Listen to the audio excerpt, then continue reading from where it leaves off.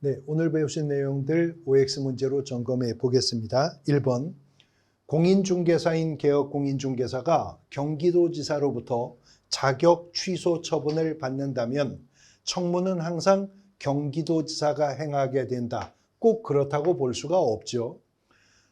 중개사무소 소재지 관할 시도지사와 공인중개사 자격증을 교부한 시도지사가 다른 경우에는 일단은 중개사무소가 소재한 지역을 관할하는 시도지사가 자격 취소 처분에 필요한 모든 절차를 이행한 후 교부한 시도지사에게 통보합니다. 그러니까 서울에서 경기도지사로부터 자격 취소 처분을 받는다 하더라도 만약에 중개사무소가 서울에 있다면 청문회 절차까지는 서울시장이 행하는 것이기 때문입니다. 2번, 공인중개사 자격 취소 처분을 한 관청은 지체 없이 이를 국토교통부 장관에게 보고해야 한다. 지체 없이가 아니고요. 지체 없이가 아니라 5일 이내입니다. 공인중개사 자격을 취소했으면 5일 이내 국토교통부 장관에게 보고하고 다른 시도지사에게 통보하도록 하고 있는데 우리 공인중개사법에 5일 이내 하라는 것은 오직 이거 하나입니다. 7일 이내 하는 거 꽤 있습니다. 10일 이내 해야 되는 것도 덜어 있고요. 근데 공인중개사 법령 속에서 5일 이내 하는 것은 오직 이거 하나뿐입니다. 2번도 틀린 지문이고요. 3번, 이중으로 중개업 등록을 받아 중개업을 영위하는 경우에는 1년 이하의 징역 또는 1,000만 원 이하의 벌금형의 대상이다. 3번은 맞는 말이죠. 이중 등록, 이중 소속, 이중 사무소 설치, 천막 그 밖에 이동이 용이한 임시중개설물 설치, 등록증 양도되어 한자 받은 자, 자격증 양도되어 한자 받은 자, 이중 따블 치는 것은 다 1년 이하의 징역 또는 1,000만 원 이하의 벌금이었었으니까요. 4번 지문, 법정 중개 대상물에 대해서 매매를 업으로 하는 경우에 3년 이하의 징역 또는 3,000만 원 이하의 벌금형인가요? 아니죠. 1년 이하의 징역 또는 1,000만 원 이하의 벌금형이었었죠. 금지행위였는데 33조 1항의 세 번째 금지행위였었죠. 첫 번째 금지행위였었죠. 법정 중개 대상물의 매매를 업으로 하는 거, 무등록 중개업자인 거 알면서 협조하는 거, 법정된 중개보수 초과해서 금품 받는 거, 의뢰인의 판단을 그르치게 하는 것까지는 1년 이하의 징역 또는 1,000만 원 이하의 벌금형이고 나머지 금지행위들은 모두 다 3년 이하의 징역 또는 3,000만 원 이하의 벌금형이었었습니다. 5번, 법인의 고용인이 중개 업무에 관해서 행정형벌에 처할 수 있는 위반 행위를 한 때에는 그를 고용한 법인인 개업공인중개사에 대해서 벌금형을 과한다.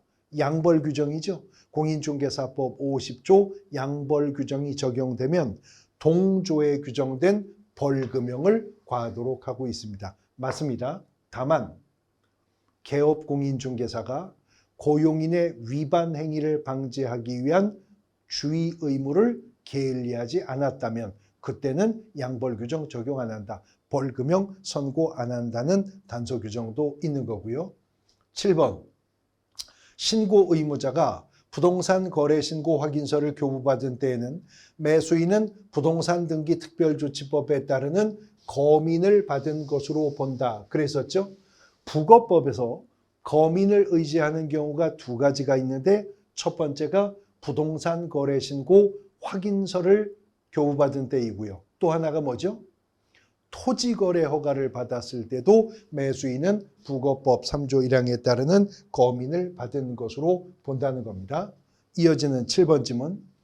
신고 의무자가 7번, 부동산 거래 신고 후에 계약이 무효 또는 취소 해제된 경우에는 해제 등이 확정된 날로부터 50일이 아니라 얼마였어요? 30일 이내에 해제 등의 신고를 하여야 하죠. 부동산 거래 신고도 30일, 해제 등의 신고도 30일인데 거래 신고는 계약 체결일로부터 30일이고 해제 등의 신고는 해제 등이 확정된 날로부터 30일 이내였었습니다. 8번 지문. 신고를 하고자 하는 자는 신고인의 신분을 확인할 수 있는 신분증명서를 시도지사에게 내보이는 게 아니라 시장군수구청장, 물건이나 권리 대상 부동산이 소재하고 있는 지역을 관할하는 시장군수구청장에게 내보여야 하는 거죠. 9번 질문. 부동산 거래 신고서는 거래 당사자가 공동으로 제출해야 되는 건 아니죠. 직접 거래 시 공동 신고해야 된다는 것은 신고서에 거래 당사자가 공동으로 서명 또는 날인이 되어야 한다는 거지, 제출은 당사자 중 1인이 제출하거나 그로부터 위임을 받은 자가 대리인으로서 제출할 수도 있는 것이었습니다. 10번. 개업공인중개사가 신고 의무자인 경우 소속공인중개사가 이를 대리하여 신고할 수 있다. 그럼 맞는데 대리하여 전자문서에 의한 신고를 할 수 있다라고 말하면 틀리는 거죠.